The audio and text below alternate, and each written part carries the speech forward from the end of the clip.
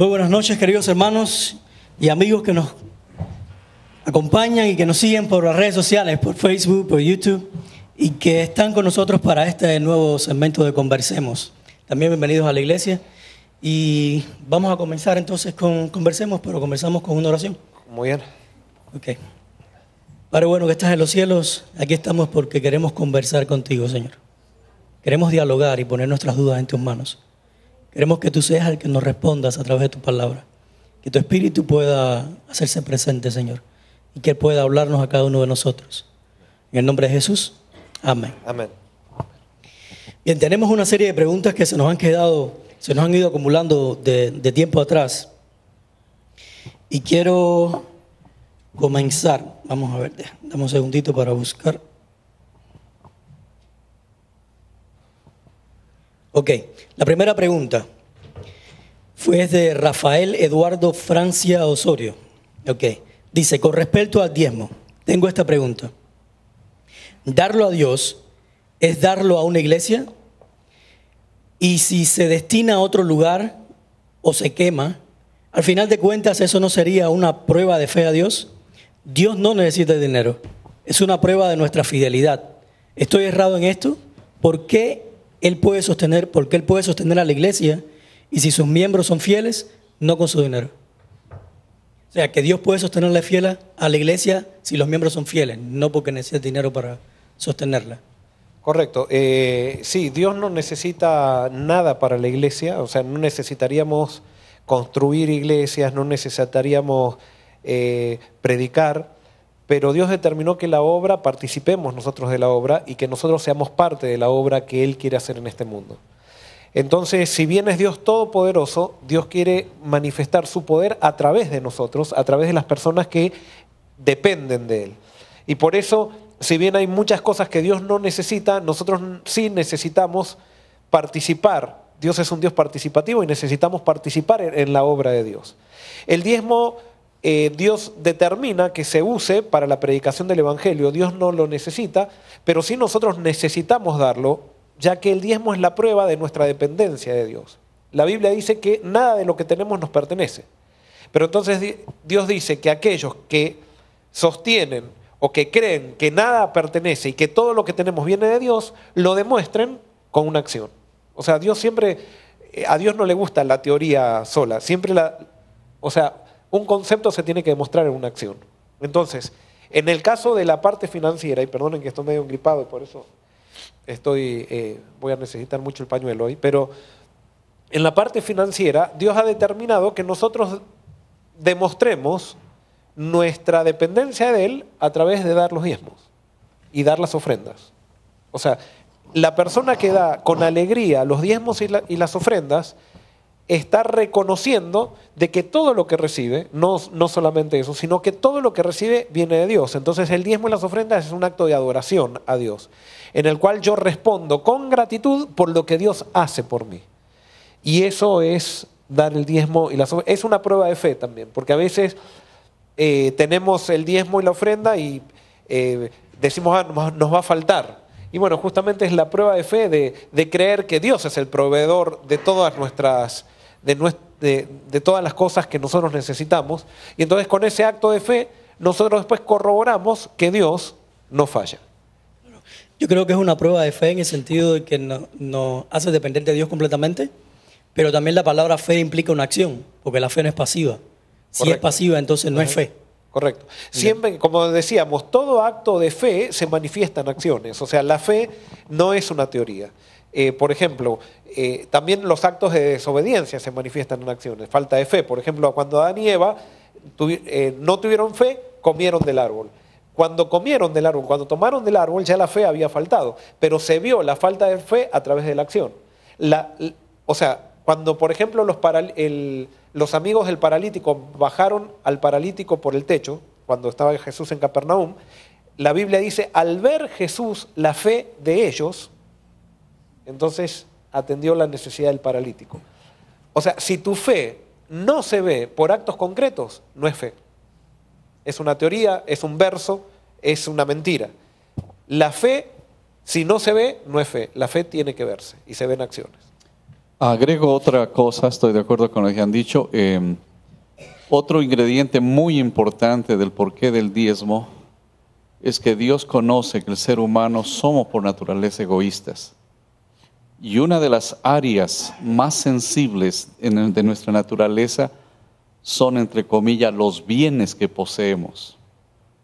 Y al conocer a Dios y al Dios pedirnos que hagamos esa prueba de fe, entonces Él nos ayuda a modelarnos, a limpiarnos, a poder llegar a tener el carácter de Cristo, que lo dio todo. Y ojalá le espera que un día lleguemos a hacer eso justamente, como sucedía en la iglesia primitiva, ¿no? Que todo estaba en común porque todo lo entregaban, porque había un conocimiento pleno del plan de Dios, el plan de salvación. Y el corazón egoísta es lo que el ejercicio que Dios nos ha dado justamente, que nosotros, de donde más nos duele, nosotros podamos acostumbrarnos con amor a entregar para seguir creciendo en amor. Así es, gracias. También tenemos entonces a Abdiel Solano. Él está preguntando, buenas noches desde Panamá. ¿Qué dice la Biblia o el Espíritu y Profecía acerca de los ministerios independientes que crean personas que son miembros de la iglesia adventista? ¿Son buenos o malos? Que crean personas que... Si los ministerios independientes que personas que son adventistas crean, ¿es algo bueno o algo malo? Ministerios independientes dentro de la iglesia. No es ni bueno ni malo. O sea, ojo, yo no soy... la misión la tenemos que hacer todos y la misión es no sé si decir un deber, es la consecuencia de estar en Cristo. Alguien que está en Cristo está en misión. Hay personas, la misión se puede organizar a través de la institución de la iglesia, de la organización de la iglesia, pero la misión se puede organizar también a través de personas espontáneas que quieran hacer algo por Cristo. Por ejemplo, un ministerio independiente es un grupo de personas que deciden el sábado de tarde salir a repartir revistas. Eso es un ministerio independiente, porque no es que dijimos acá en la iglesia, todos van a salir, no, ellos tuvieron la iniciativa de ese ministerio independiente. Ojalá cada vez haya más ministerios independientes. Ahora, lo que muchas veces, a veces los ministerios independientes se aferran de la independencia, y en los conceptos de la iglesia nadie trabaja en independencia. En la iglesia se trabaja individualmente en unidad, pero no en independencia. O sea, todos estamos ligados al cuerpo de la iglesia. El cuerpo de la iglesia no es una organización, el cuerpo de la iglesia son todos los miembros fieles. Los miembros fieles se organizan para poder ser más efectivos en la misión. Y necesitamos esa organización. Por ejemplo, yo soy un pastor de la iglesia adventista organizada, pero yo no respondo en sí a la organización de la iglesia, sino yo respondo a Cristo. Pero he decidido ministrar a través de la organización porque me siento que soy más eficiente uniéndome con todas las personas. Entonces, esta pregunta puede tener muchos matices, puede tener muchas intenciones cuando se hace la pregunta, y hay, por ejemplo, ministerios independientes que le hacen mucho daño a la iglesia, como hay ministerios que no son independientes que también le hacen mucho daño a la iglesia. Acá no pasa si es independiente o no es independiente, sino si pasa cuáles son las motivaciones por las cuales estamos haciendo misión. Y si la motivación es levantar a Cristo, todo ministerio que levante a Cristo tiene una buena motivación. Claro, yo creo que la Biblia específicamente no menciona ministerio independiente. Esa palabra no estaba. O sea, Jesús tenía un ministerio independiente. Jesús tenía un ministerio independiente. Y si vamos entonces a la iglesia apostólica, Pablo también tenía un ministerio independiente. Correcto. Porque cuando Pablo surgió en el apostolado, los apóstoles no lo aceptaron a primera. Y él comenzó un ministerio que Dios le había dado sin el apoyo de la iglesia de Jerusalén. Y de hecho, la iglesia de Jerusalén nunca lo apoyó financieramente en todos los viajes misioneros que hizo. Más bien fue un apoyo que le dio la iglesia de Antioquía, y él trabajaba para soportar su ministerio. O sea, pudiéramos decir que Pablo tenía un ministerio independiente, correcto, por así decirlo. Por eso decir que un ministerio independiente, hay ministerios independientes que son muy malos. ¿Por qué? Porque hay personas que les gusta tener poder, y como ven que no los eligen y como tienen mal carácter y todo eso, entonces no los eligen y quedan medios marginados en las iglesias, y dicen, entonces me voy a hacer un ministerio independiente para tener un montón de seguidores. Y uno se da cuenta de esas personas que hablan de sí mismos, que son agresivos, que cuando hablan para destruir, nunca para construir. Pero eso no solamente en los ministerios independientes, pasa dentro de la iglesia con gente que incluso a veces es pagada por la organización también, y también son virulentos en su manera de hablar, son irrespetuosos. Acá tenemos que entender que hay una responsabilidad individual en cada uno de entregarnos a Cristo. Y toda persona que esté entregado a Cristo va a estar construyendo a la iglesia, a la colectividad de creyentes que es fiel a Jesucristo. Okay. ¿Alguien quiere algún comentario sobre el tema? Okay, pasamos a la próxima pregunta. Es María Isabel. Dice, Pastor Joel, ¿qué hay de cierto de las tres Marías? De que las tres Marías sería el lugar de donde vendría Dios. Supongo que sea la constelación de Orión. La constelación de Orión, o sea, está por las tres Marías. Bueno, eso es lo que Elena de White, ella se le mostró la constelación de Orión antes de todavía, si mal no tengo entendido, todavía que los telescopios no habían alcanzado a ver lo que era la constelación de Orión, ella la describió, y se le dijo a ella que por allí era la puerta del cielo. Así, eso es lo único que sabemos, es lo que tenemos registrado. No lo dice la Biblia, por lo tanto no podemos decir esto sirve para todo el mundo y es así, y entonces usted se ponga a hablar y empieza a decir con otra persona, Jesús va a venir por la constelación de Orión. Cuando nosotros damos testimonio tenemos que dar testimonios basados en la Biblia, porque Dios creó la Biblia dentro del cristianismo para que sea la fuente de testimonio, porque aunque todos los cristianos no pensamos igual, gracias a Dios todavía todos los cristianos creemos que la Biblia es la fuente del cristianismo. Entonces por eso cuando vamos a dar testimonio tendríamos que usar la Biblia y la Biblia sola para dar nuestro testimonio. Además lo más importante del evento es que Cristo va a venir. Exacto. No por dónde lo va a hacer. Así que, otra pregunta entonces sería Renato Mesa. Dice, buenas noches iglesia, quisiera saber por qué solo hay rastros de Jesús de niño y de los 30 años en adelante. Es muy buena pregunta. Eso, ojo, esto la respuesta va a ser muy personal, pero me atrevo a decir que no está equivocada. Nosotros podemos ver en eso quién es Dios. O sea, ¿qué es lo que vemos de Dios? Que Dios es un ser tan sencillo que se manifiesta.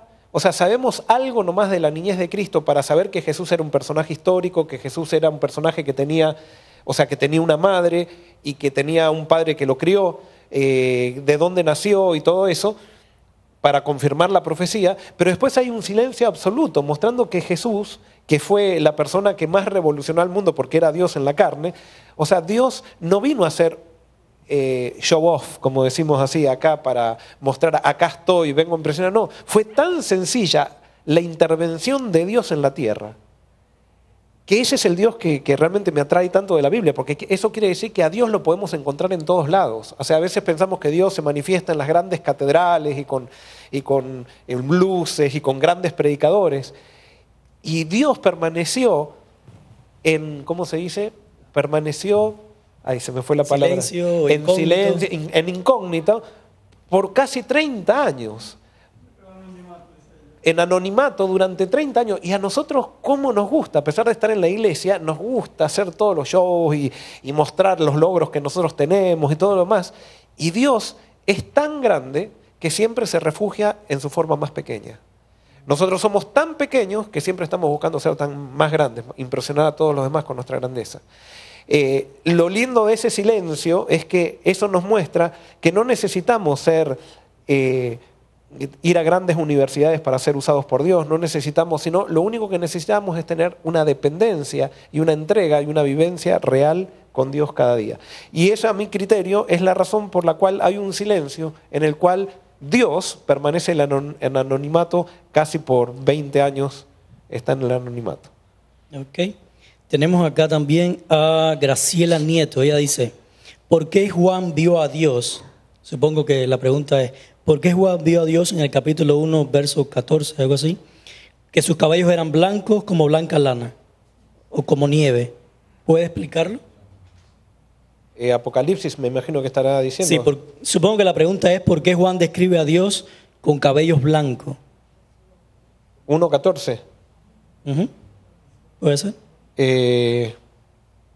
Yo tengo entendido que esa descripción es la de Cristo. No sé si me estoy equivocando, pero tengo entendido que esa descripción es la de Cristo. Primero, acordémonos que esto es una visión apocalíptica, acordémonos que la visión era tan sublime que los ojos humanos casi no la podían resistir, ni las palabras humanas las podrían describir. Entonces, si bien sí, acá dice que su cabello era blanco como la lana, no necesariamente podemos decir el cabello era blanco, era un cabello canoso. Claro. Sino lo que podemos decir es que la gloria era tan grande que lo único que se podía ver era blanco, o sea, del resplandor que salía de su rostro, ¿no? Exacto, yo creo que más bien era una descripción de su gloria. Porque muchas veces cuando en la Biblia, por ejemplo, en el Nuevo Testamento, ¿se acuerdan cuando la transfiguración? Sus vestidos eran blancos, o sea, era la manera que ellos más tenían para describir lo que estaban viendo. Era lo que conocían en ese tiempo. Para ellos quizás un vestido blanco, blanco, blanco, era lo que más representaba la gloria de Dios. Si nosotros lo viéramos ahora, quisiéramos, su cabello brillaba tanto como una luz fluorescente, porque es lo que conocemos que brilla tanto, o como un flash de una cámara fotográfica, ¿me entiendes? O algo así, pero la manera que ellos usaron fue Exacto. el color blanco. Y de paso era Jesús, no era Dios el Padre, sino era Jesús. Ok, la otra pregunta que tenemos acá es Gustavo Acuña. Dice, ¿en la tierra nueva se mantendrá la unidad familiar como aquí en la tierra? Supongo que la pregunta sea si existirán familias. Sí, yo estoy seguro que algo va a haber. Ahora, como aquí en la tierra, creo que no va a haber. O sea, en el sentido, tierra nueva quiere decir que va a ser tierra nueva. Y entonces, no es que va a ser algo, nosotros cuando pensamos que si no va a haber la estructura familiar, algo degradado. No, va a ser algo superior a lo que tenemos ahora. Algo que va a ser superior a la familia. No tendremos que esperar a llegar para ver qué es lo que Dios tiene preparado para nosotros, pero que va a ser algo superior y que evidentemente va a haber unidad, que se va a llamar familia, que va a ser un esposo y una esposa con hijos, eso no sabemos. Tendremos que esperar a llegar a la tierra nueva para eso, ¿no? Claro. Guillermo Marelli dice, mi pregunta es de la Navidad. ¿Qué hacer si es pagana? ¿Cómo hacer en estas fechas con los niños, el árbol y todo eso? Muy bien, hay un montón de cosas que son paganas. Por ejemplo, acá les voy a dar, acá a la izquierda tenemos algo muy, muy pagano que se llama órgano. Y está dentro de una iglesia. Y el órgano se creó para el teatro clásico griego y para el circo romano y se usó originalmente en eso. Nada más que después se fue convirtiendo en un instrumento que, como después en la Edad Media, el teatro se hacía frente a las catedrales, era teatro, digamos, religioso en la Edad Media. Eso fue entrando hasta que el órgano, porque se cantaba a capela primero, hasta que el órgano entró dentro y se santificó. Pero fue creado para el circo romano el órgano y para el teatro griego. Entonces eso es pagano y no por eso entonces nosotros vamos a decir, es pagano. La pregunta no es, las cosas no son malas en sí, sino es el uso que le damos a las cosas. ¿Por qué usamos las cosas? Esa es la cuestión. Y por eso, ¿qué hacemos con el arbolito de Navidad que es pagano? Hagan lo mismo con el órgano. O sea, en vez de paganizarlo, en vez de hablar del paganismo, hable de Dios con eso. Y por eso yo no digo que hay que ponerlo, que no hay que ponerlo, pero no creo que sea. Hay un montón de cosas paganas. Por ejemplo, la corbata es una cosa pagana, también se empezó a usar en el paganismo. Después terminó siendo usado en la iglesia y ahora cuidado, hay iglesias que si usted va sin corbata es como que le está faltando el respeto a Dios. Pero comenzó en el paganismo la corbata. Entonces, no pasa, los templos son paganos. O sea, los templos son paganos porque la iglesia, había un templo donde se iba a sacrificar, pero las reuniones se hacían en las casas. Y eso pasó tanto en el Antiguo Testamento como pasó en el Nuevo Testamento. Después, cuando se convirtió Constantino o la falsa conversión de Constantino, que nosotros sabemos, se cristianizó todo lo pagano y los templos, que eran lugar donde se iban a adorar a los dioses, se transformaron en lugares donde se fue a adorar a Cristo. Ahora, no por eso, entonces ahora vamos a decir, destruyamos todos los templos y solamente nos reunamos en casa. Sería muy lindo que nos reunamos en casa, pero tampoco podemos decir que reunirse en los templos está mal. O sea, nosotros tenemos que entender que en la vida cristiana, un problema que tenían los fariseos y que tenemos todas las personas que tenemos desequilibrios en la parte religiosa, es que pensamos que todo es igual de importante. en la vida religiosa. Y no todo es igual de importante. Eso lo dijo Jesús, si quieren leerlo en Mateo 23, 23. Ahí Jesús dice que hay cosas más importantes y cosas menos importantes y tenemos que siempre hacer lo más importante. Lo menos importante queda a conciencia de cada uno. Entonces lo del arbolito de Navidad no es lo más importante. Entonces si alguien quiere usar arbolito de Navidad dedicándolo a Cristo, o sea, no dedicándolo, pero no haciendo una fiesta pagana con el arbolito, que lo haga. El que no quiera hacerlo, que no lo haga, pero que tampoco esté criticando que Babilonia, que esto, que otro. O sea, porque eso no es lo más importante de la religión. Y si no, vamos a terminar sacando a Cristo del medio y vamos a terminar, en vez de estar hablando de Cristo, como pasa en muchas iglesias, se habla del arbolito de Navidad, de la corbata, del órgano, de los pantalones, de todo un montón de cosas, y Cristo queda muy lejos de la ecuación. Y ahí Satanás ganó la batalla. Eso es más pagano que todo lo pagano. Yo estoy muy de acuerdo con eso, que el énfasis no debe estar en el objeto como tal, sino en el uso que le da al objeto. Correcto. Y yo creo que si lo vemos, que nadie me malinterprete, pero si lo vemos de cierta manera, no hay nadie más pagano que nosotros mismos. Todos nosotros somos de descendencia pagana. Si estamos acá fue porque Pablo un día le predicó a los gentiles, y los gentiles eran paganos. Y de ahí venimos todos nosotros que estamos acá. A no ser que en tu sangre tengas la descendencia de Abraham, directamente eres pagano y vienes de descendencia pagana. Y Dios te usa como eres, de tu descendencia pagana te llevó al cristianismo. Y ahora depende de ti lo que tú haces con esa vida, que nueva vida que Dios te da. Las decisiones que tú tomas constantemente con eso. Benicio. Ella dijo sobre ese tópico que se presentó en su tiempo. ¿Es paganismo usar los arbolitos de Navidad? Ella dijo que si en la iglesia, mensaje para los jóvenes, si en la iglesia quiere ponerse un arbolito en su casa y se ponen sobre para recoger ofrendas y esas ofrendas se dan para los pobres, ella dice que eso no es ningún problema. Gracias, Benicio. ¿Alguien más quiere comentar al respecto? El pastor Ramón. Sí, en una iglesia tuve la oportunidad de estar pastoreando y tuve el privilegio de tener a una bisnieta de la hermana White viviendo cerca de nosotros. Y entonces la invitamos a la iglesia para que clarificar un poquito este asunto de algunas preocupaciones de los hermanos. Y le preguntamos, es cierto que la hermana Kubrock, por cierto, el esposo del pastor Kubrock, y le dijimos, ¿cómo se recuerda usted las navidades que pasaba con su abuelita? ¿Tenían arbolito? ¿No tenían? ¿Lo miraban raro? ¿Qué? No, dice, nosotros teníamos nuestro arbolito.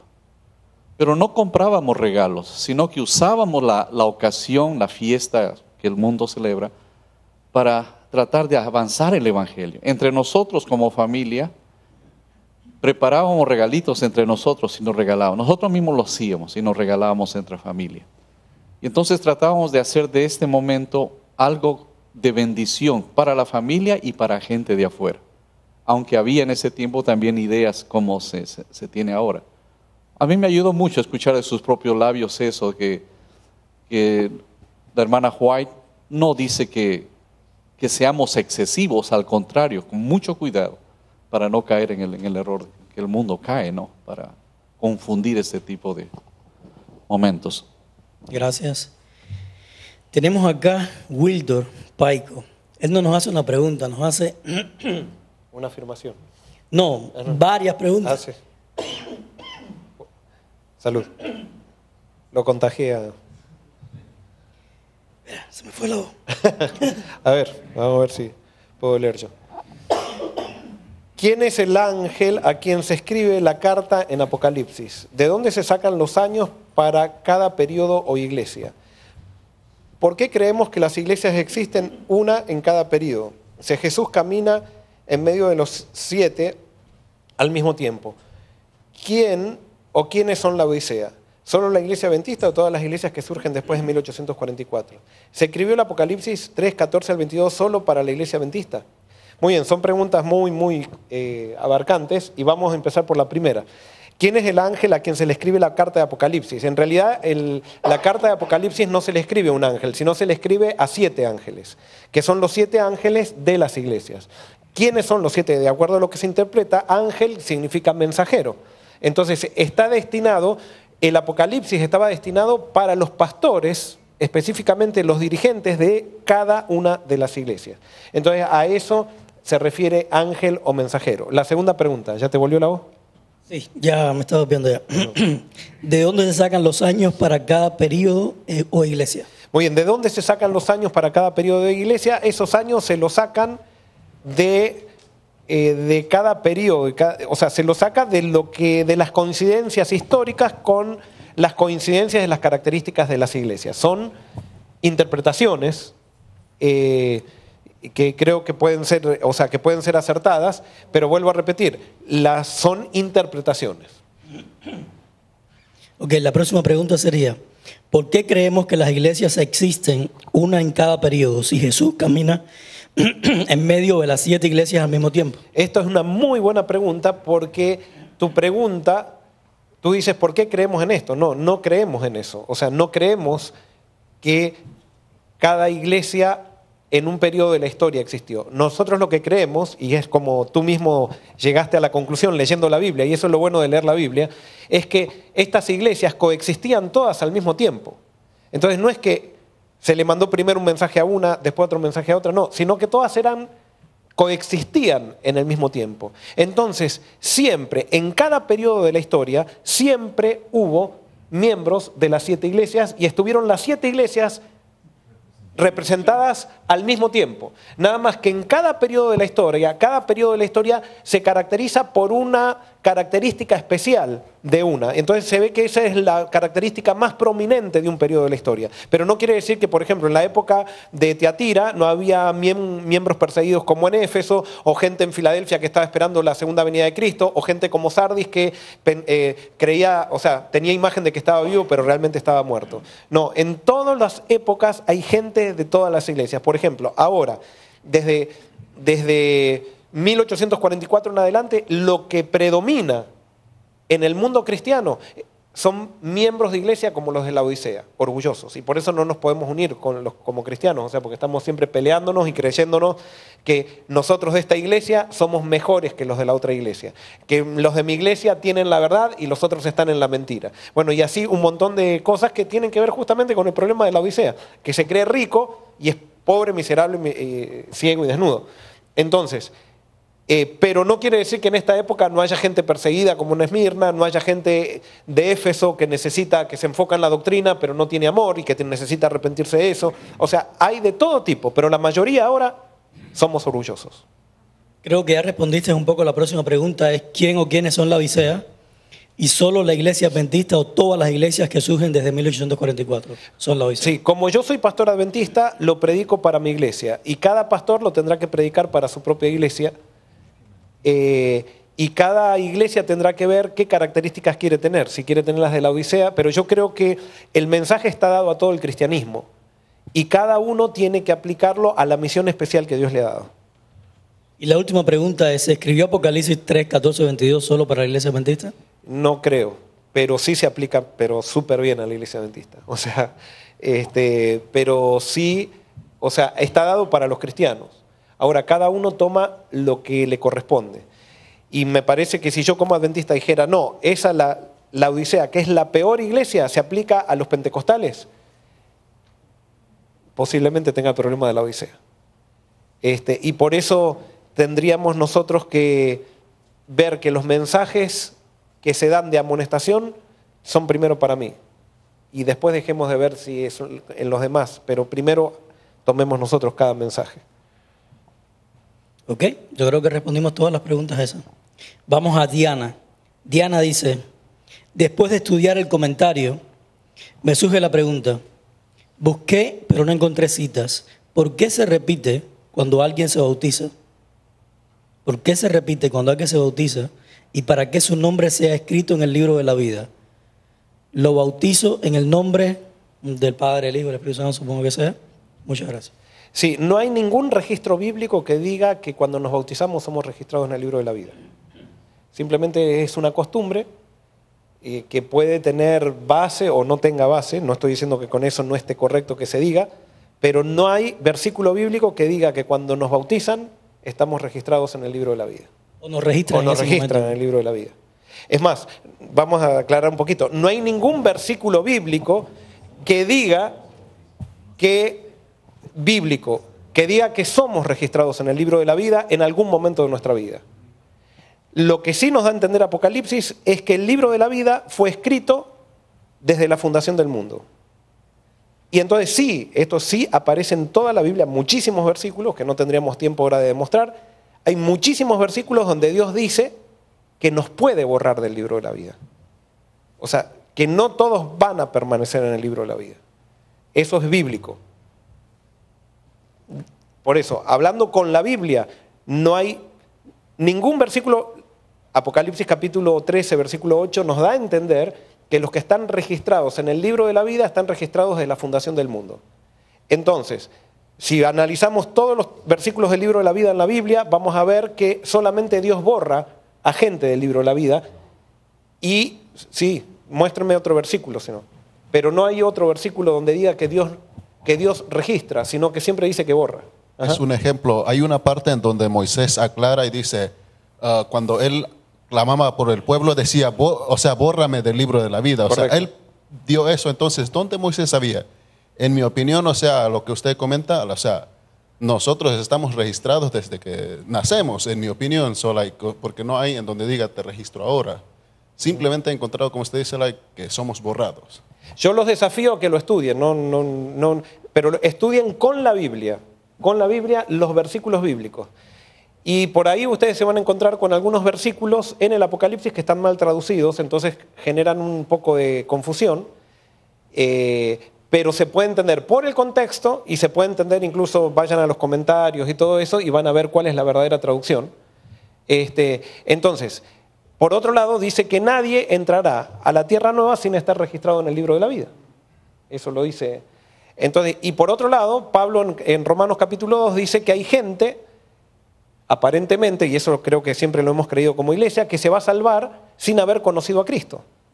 Entonces, si esa gente se va a salvar sin haber conocido a Cristo y todos los que entran en la Nueva Jerusalén están registrados en el libro de la vida, ¿cuándo fue que esa gente fue registrada en el libro de la vida si ellos no se bautizaron? Saque su propia conclusión. Por eso, yo sí los desafío y me encantaría, por ahí yo no lo encontré, pero si ustedes encuentran un versículo donde diga que Dios nos registra en el libro de la vida en algún momento de nuestra vida, por favor quiero saberlo y yo quiero entonces ¿cómo se dice? Decir que estoy equivocado, claro, con reanalizar mi posición. Pero lo he estado estudiando por muchos años y con eso no quiere decir que yo tengo la verdad. Entonces, esa es lo que... Ok. Tenemos a John. Él nos está preguntando, supongo que esto sea referente a los comentarios de la lección de escuela sabática. Él dice, ¿a qué se refiere con la palabra escatológica? Escatológica quiere decir estudio de los eventos finales. Eschatos quiere decir tiempo del fin. Logos quiere decir estudio. Entonces, el estudio de los acontecimientos finales. Esta también es un comentario acerca de la lección de escuela sabática y dice, o una pregunta, y dice, me gusta escuchar los comentarios que hace para la lección, sin embargo en esta, no sé cuál sería, usted dice que el rollo que toma el Cordero es el libro de la vida, pero ¿por qué en la lección del martes pasado hay un comentario en White sacado de Manuscript Release, el cual yo busqué para corroborar y dice lo mismo que está escrito en el folleto, que el rollo sellado contiene la historia de las providencias de Dios, la historia profética de las naciones y de la iglesia? He quedado confundida con su aseveración de que este es el libro de la vida. Muy bien. ¿Por qué creo que es el libro de la vida? Porque no hay otro libro en el Apocalipsis que se hable. O sea, cuando yo encuentro un principio de hermenéutica adventista es que yo encuentro un elemento en un libro, entonces tengo que ver en todo el libro qué simboliza ese elemento o dónde está repetido ese elemento. Entonces, lo otro es que en el Apocalipsis está escrito, ¿qué está escrito? Una pizca, y de manera simple, una descripción del cielo que puede ser tan complicada. Entonces yo no me atrevo a decir que en el libro de la vida, yo en ningún lado dije que en el libro de la vida no están registradas las providencias, como dice Elena de White. pero sigo sosteniendo que será el libro de la vida. Ahora, cuando leo eso de Elena de White, quizás me da un poco más de luz en el sentido de decir, hay algo más en el libro de la vida. No están solamente los nombres de los que se salvan. Lo que pasa que si está la historia de los que se salvan, están todas las providencias. Y si está la historia del mundo, está... O sea, porque en el libro de la vida no se va a contar la historia del Imperio Romano, sino que estudia la historia del emperador Nerón. Va a estar ahí en el libro de la vida, que se lo tuvo que sacar, se lo va a tener que sacar al emperador Nerón del libro de la vida. Pero entonces ahí va a estar, ahí va a estar, ahí va a estar. Entonces, yo sé que hay gente que está bien, o sea, que no concuerdan con esto. Por ejemplo, había gente, hoy escuché, no con esto, sino con la variedad, Entonces hoy, por ejemplo, en Facebook pusieron, ya, que termine, no me lo pusieron a mí, que termine este trimestre porque es una confusión por todas las interpretaciones que hay. ¿Cuál es el problema que haya tantas interpretaciones? ¿Que no podemos pensar en diversidad? ¿O tenemos que pensar todos de la misma manera? Justamente en la diversidad podemos encontrar elementos que quizás no habíamos analizado. ¿O a ustedes nunca les pasó que ustedes pensaban algo que era así, lo defendieron y después de repente un día les cayó una cosa y empezaron a descubrir ciertos elementos y les hizo sentido cuando habían negado y habían dicho? A mí me pasó muchas veces que le dije a mi esposa, yo dejé las llaves ahí, vos las tendrés que haber sacado. Y lo dije con una seguridad y después tengo que reconocer que no las había dejado ahí. Hasta que no reconozcamos todos que necesitamos a Dios y que ninguna interpretación es perfecta, vamos a tener problemas siempre y nos vamos a dividir. Y por eso no hay una interpretación oficial del Apocalipsis. Y por eso cuando la gente dice que termine ya este trimestre, no, es que parece como que todos quieren ver qué dice el folleto, y el folleto, estamos mal. Al folleto es una guía. Nosotros tenemos que ir directamente a la Biblia. Eso es adventismo, eso es protestantismo. No podemos hacer otra cosa. Ir a la Biblia y con la Biblia misma sacar nuestras propias conclusiones. Entonces, algunas veces vamos a tener matices diferentes, y esto yo sé que puede traer mucha... Bueno, ya lo introduje, así lo voy a decir para no... Pero vamos a tener incluso matices diferentes con nuestra profeta. ¿Por qué? Porque nuestra profeta nos dijo que teníamos que ir a la Biblia y seguir estudiando la Biblia, porque ella no tenía toda la verdad. Y si no, lean el Deseado de toda la gente, cuando dice que Juan el Bautista no entendía la misión de Jesús y no la llegó a entender claramente. Y fue el más grande profeta que existió. Entonces nosotros hemos puesto a nuestros profetas como si fueran infalibles y como que ya tienen toda... Si los profetas tuvieran toda la verdad, no se hubieran necesitado escribir más libros de la Biblia, no se hubieran necesitado ver... yo creo que hoy nosotros tenemos más luz, no para contradecirlo, sino para descubrir nuevos matices que la que tenía Pablo. Porque tenemos mucho más revelación que Pablo. Ahora, eso no quiere decir que yo me voy a poner a juzgar a Pablo. Pero sí yo tengo que seguir estudiando y en el diálogo y en la diversidad poder ir descubriendo qué es lo que Dios nos va revelando. Porque uno de los principios adventistas que nos diferencia con otros movimientos religiosos es que creemos que la verdad es dinámica. Entonces, si la verdad es dinámica y va progresando, quiere decir que lo que sabían los pioneros no es tan completo como lo que sabemos nosotros. Y por eso están aquellos que están diciendo, hay que volver a las creencias de los pioneros en todo. Ellos creían que el agua no había que tomarla, entonces no tomamos el agua. No, Dios reveló muchas más verdades después de los pioneros. Y tenemos que seguir creciendo. La Biblia dice que los 144.000 van a ser los que van a tener la verdad más plena. Ahora, eso no pasa con dogmatismo, no puedo.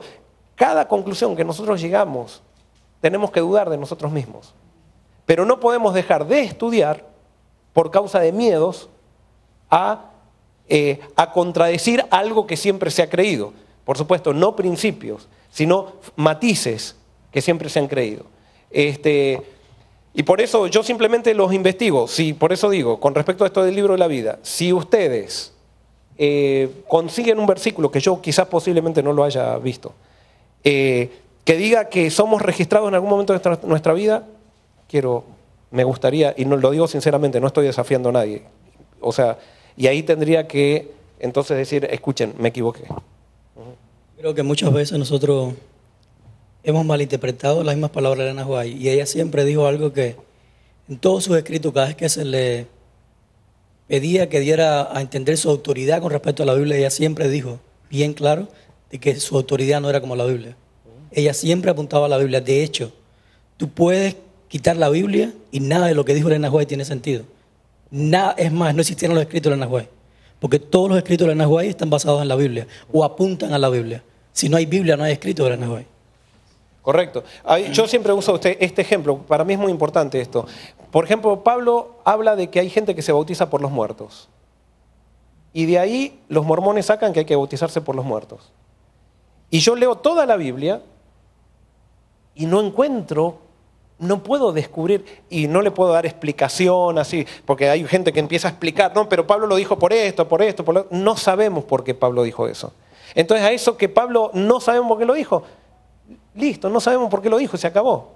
Pero no por el versículo de Pablo, entonces ahora voy a decir, ahora hay que bautizar a todos por los muertos, porque el mensaje de toda la Biblia me dice, entonces cuando yo leo algo de Elena de White, que no cierra con todo el mensaje bíblico, lo que tengo que decir es, no entiendo por qué lo dijo Elena de White, pero yo me tengo que aferrar a la Biblia. No podemos juzgar a la Biblia por Elena de White. Es a Elena de White que la juzgamos por la Biblia y no con eso decimos, no era profeta. No, lo que decimos es, no entiendo eso. Pero la Biblia dice esto y podemos sacar una conclusión. Ayudaría estos versículos de segunda de Pedro, capítulo 1, versículos 19 en adelante dice: tenemos también la palabra profética más segura, la cual hacéis bien en estar atentos, como a una antorcha que alumbra en lugar oscuro, hasta que el día esclarezca y el lucero de la mañana salga en vuestros corazones. Versículo 20, pero ante todo, entended que ninguna profecía de la Escritura es de interpretación privada, porque nunca la profecía fue traída por voluntad humana, sino que los santos hombres de Dios hablaron siendo inspirados por el Espíritu Santo. Ahora, ¿qué podríamos decir con respecto al versículo 20? Pero ante todo, entended que ninguna profecía de la Escritura es de interpretación privada o personal. ¿Cómo lo podríamos? Muy bien, es buenísima esa pregunta. Ahí está lo que muchas veces para mí no entendemos, porque esa otra persona lo hizo. ¿Qué es interpretación privada? Interpretación privada no quiere decir que yo tengo que leer la Biblia y ver qué dice mi pastor para interpretar la Biblia. Eso no quiere decir que interpretación privada es cuando yo interpreto la Biblia sin la Biblia. Les voy a dar un ejemplo de interpretación privada. Por ejemplo, vamos a Daniel capítulo 7, versículos 1 al 3. Entonces, no lo voy a leer todo. Versículos 2 y 3 dice: Daniel dijo, vi en mi visión de noche que los 4 vientos del cielo agitaban el gran mar y 4 grandes bestias diferentes una de la otra subían del mar. Entonces yo veo este versículo y digo, ¿qué significan estas 4 bestias que surgen del mar? Y digo, deben ser tsunamis. Tsunamis, surgen del mar, tsunamis poderosos, bestias, porque estas bestias parece que van a... Entonces digo, estos son tsunamis. ¿Y por qué? Bueno, es que es lógico que sean tsunamis. Y empiezo a predicar, y como hay seguidores para todo, empiezo a predicar la iglesia de los 4 tsunamis, y empiezo a predicar que va a haber 4 tsunamis, y como les digo, hay seguidores para todo, se empieza a formar una iglesia y se forma la iglesia de los 4 tsunamis. Después viene otro, y un día está durmiendo, y le aparece un ángel y le dice, aquella iglesia está interpretando mal, esos no son 4 tsunamis, son 4 terremotos. Y entonces esta persona dice, 4 terremotos, me lo dijo un ángel. Entonces va a hablar con los del tsunami y empieza a predicar en contra de los del tsunami y empieza a decir, ustedes no. Y entonces le dicen, ¿y tú cómo sabes que son 4 terremotos? Es que a mí un ángel me lo dijo. Y entonces el del tsunami, que ya tiene más años, dice, pero nosotros somos mucho más y lo hemos creído esto por mucho tiempo. Y entonces empiezan a pelear. Eso es interpretación privada. ¿Qué sería no interpretar privadamente las escrituras? No es que quiere decir que yo tengo que estar en grupo y ver lo que dice mi pastor, porque si no sería eso cristianismo medieval, sino que yo tengo que ir a la Biblia y buscar en la Biblia la interpretación en diferentes versículos de lo que significa. En este versículo da la casualidad, en este capítulo, que la respuesta está en el versículo 17, que dice, estas 4 bestias son 4 reyes que se levantarán sobre la tierra. ¿Quién interpreta esto? ¿Yo? ¿Un ángel que me lo dijo? No, la Biblia. Entonces no es interpretación privada. Estoy interpretando la Biblia con la Biblia misma. Entonces, con cualquier tema, yo tengo que ir a la Biblia para ver qué dice la Biblia de ese tema. No puedo ir a otras fuentes, porque entonces no estoy siendo ni protestante, y quiero aclarar bien, ni adventista. Porque entonces, si queremos seguir a la profeta, que yo creo en esa profeta porque me convertí gracias a un libro que leí de ella, que fue El deseo de toda la gente. Si creemos a la profeta, no podemos interpretar a la Biblia con los escritos de Elena de White. Si queremos creerle. Ahora, si no queremos creerle, entonces cada versículo vayamos a ver qué dice ella e interpretarlo. Entonces no podemos predicar, nos predicamos a nosotros mismos, pero no podemos predicar al mundo. Porque no sería autoridad para el mundo eso. ¿Se entiende? Eso no quiere decir entonces que voy a desacreditar los escritos de Elena de White, que voy a... No, como ya les digo, mi conversión se debe a ella.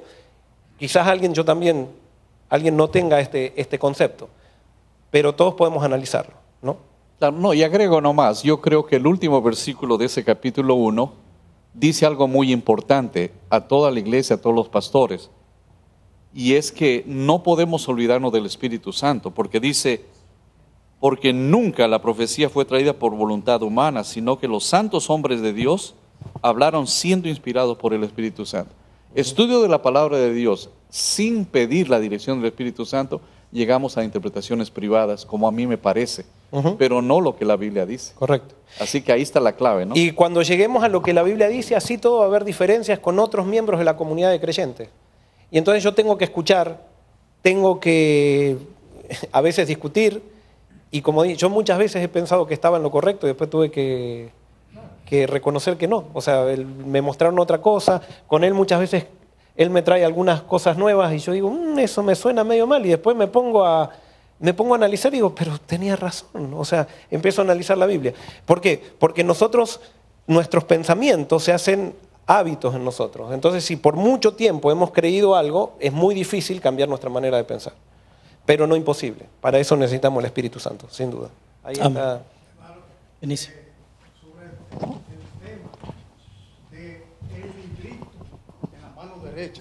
Y el libro de la vida.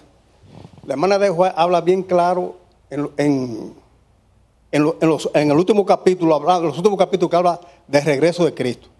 Ella dice que en el libro de la vida se inscriben los nombres de los que pertenecieron a la iglesia adventista. En el librito que tiene Cristo en la mano derecha, dice que se escribe la historia detallada de todos los gobiernos que han existido en la tierra, que de una u otra forma contribuyeron a perseguir el pueblo de Dios. Le apunto eso muy de frente. Investiguen eso. Sí, lo único que hay dos libros. Vos estás confundiendo el de capítulo 10 y el capítulo 4 o capítulo 5. El libro de la vida y el librito pequeño. Por eso el librito pequeño es el del capítulo 10, que ese no es el libro de la vida. Ese, no. En el griego dice claramente... Yo los separo los dos, hermano, yo los separo los dos, aplico bien claro. Sí. El libro de la vida es una cosa y el librito pequeño que Juan lloró para que alguien lo interpretara. No, ese no era el pequeño, ese era el grande. Por eso te digo, ese era el grande. Ok, yo creo que con esto terminamos ya. Sí. Y yo creo que es un buen cierre. Sí. De hacer un llamado a estudiar la Biblia con la Biblia misma. Correcto. Y el cierre también es bueno hacer el llamado a, por ejemplo, este diálogo. Yo después, Vinicio me dijo eso, quizás, hay que ir a la casa y decir, a ver, ¿es así o no es así?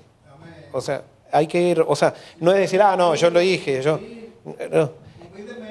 Intercambiar. Y diálogo, y vuelvo a repetir, hubo mucha gente, hay un principio fundamental. El principio fundamental es ser imitador de Cristo. Ese es el principio fundamental. Y eso es lo principal en la vida cristiana. De allí parte todo. Entonces, lo de los detalles de la profecía, de la doctrina y todo eso, son cosas que van a estar en desarrollo continuo. Nunca vamos a llegar a decir, tenemos todo. No, están en desarrollo continuo. Y como ahora sigo lo que dice también, lo que creo que dice Elena de White, dice, nunca hemos pensado que una verdad que hemos descubierto por mucho tiempo y que pensamos que es correcta sea infalible. No, tenemos que estudiarla todo, revisarla en cada momento para ver si estas cosas son así. O sea, no podemos dogmatizar nada, porque si no perdemos el espíritu protestante. Y eso nos hace, digamos, ser movimiento, si tenemos el espíritu protestante.